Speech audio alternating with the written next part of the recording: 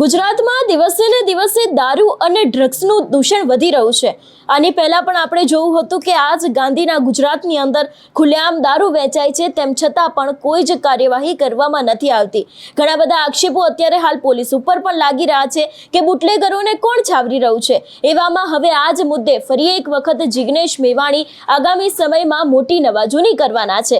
સમગ્ર મામલો શું છે તેની વિગતે વાત કરીએ। નમસ્કાર, હું હંસિની અને તમે જોઈ રહ્યા છો નિર્ભય ન્યૂઝ। આમ તો આપણા ગુજરાતને ગાંધીનું ગુજરાત ગણાય છે, તેમ છતાં પણ આજ ગુજરાતમાં દિવસ અને રાત ખુલ્લેઆમ દારૂ મળે છે અને એની સામે અત્યાર સુધીમાં ઘણી બધી જગ્યાએ કાર્યવાહી થઈ છે અને ઘણી બધી જગ્યાએ એવા પણ આક્ષેપો છે કે પોલીસ દ્વારા જ હપ્તા લઈને આ દારૂનું જે વેચાણ હોય છે એને ચાલુ રાખવામાં આવતું હોય છે।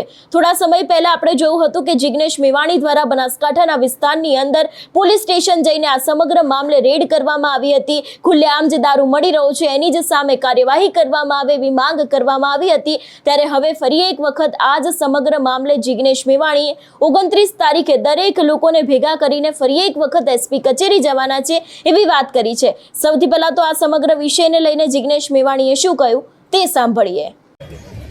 29 તારીખે સવારે 11 વાગે કયો વાર આવે 29 તારીખે મંગળવાર હા સોરી બુધવાર 29 તારીખે બુધવારે બધું જ શિવનગર લઈને ફરી એસપી કચેરી જવું છે। પણ એ દિવસે હું નહીં બોલું, 5 બહેનો બોલે અને પોલીસને એક વસ્તુ પૂછવાની કે આ દારૂ, ચરસ, ગાંજો, ડ્રગ્સ વેચાવા દો છો, આજ તમારી માના સંસ્કાર છે આટલું બોલવાનું। તમારા બાપે તમને આવા સંસ્કાર આપ્યા છે કે અમારા શિવનગરને બરબાદ કરો છો, અમારા થરાદને બરબાદ કરો, આટલું એક વાક્ય બોલવા માટે ક્યારે જવાનું છે?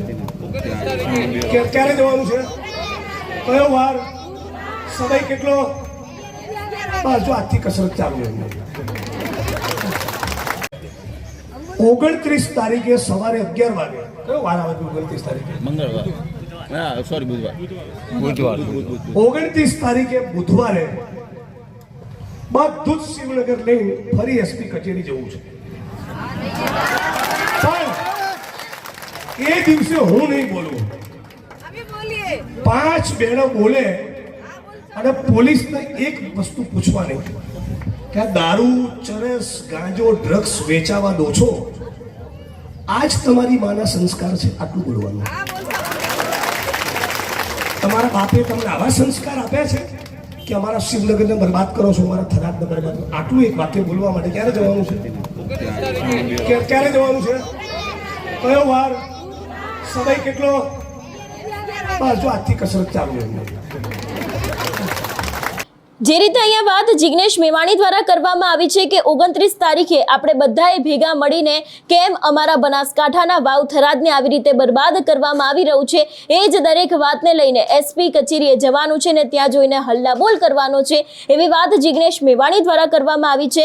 વાત કરવામાં આવે બનાસકાંઠાની, આપણે જોયું હતું કે ગુજરાતમાં ન ફક્ત બનાસકાંઠા પણ સૌરાષ્ટ્ર હોય, મધ્ય ગુજરાત હોય, દક્ષિણ ગુજરાત હોય, દરેક જગ્યાએ ધીરે ધીરે અત્યારે હાલ દારૂનું દૂષણ વધી રહ્યું છે। ખુલ્લેઆમ દિન દહાડે દારૂ મળી રહ્યું છે, તેમ છતાં પણ ઘણી બધી જગ્યાએ પોલીસ દ્વારા આંખ આડા કાન કરવામાં આવે છે, કોઈ જ કાર્યવાહી નથી કરવામાં આવતી। ઘણી બધી મહિલાઓ આને કારણે વિધવા બની છે, ઘણા બધા યુવાનો લોકો એવા પણ છે કે જે લોકો આના કારણે લતે લાગ્યા છે। પણ હવે આ જ સમગ્ર મામલે બનાસકાંઠામાં ફરી એક વખત જિગ્નેશ મેવાણીનો હુંકાર જોવા મળ્યો છે અને તેમના દ્વારા સ્પષ્ટપણે કહેવામાં આવ્યું છે કે 29 તારીખે ફરી એક વખત આપણે બધા ભેગા થઈએ અને એસપી કચેરીએ જઈએ અને કહેવામાં આવે કે આ દારૂ અને ડ્રગ્સ અહીંયા જે મળી રહ્યું છે તેને બંધ કરાવો। આ સમગ્ર વિષયને લઈને તમારો શું અભિપ્રાય છે અમને કમેન્ટ કરીને ચોક્કસથી જણાવજો। તેની સાથે અમારી ચેનલ નિર્ભય ન્યૂઝને લાઇક, શેર અને સબસ્ક્રાઇબ કરવાનું ભૂલશો નહીં। નમસ્કાર।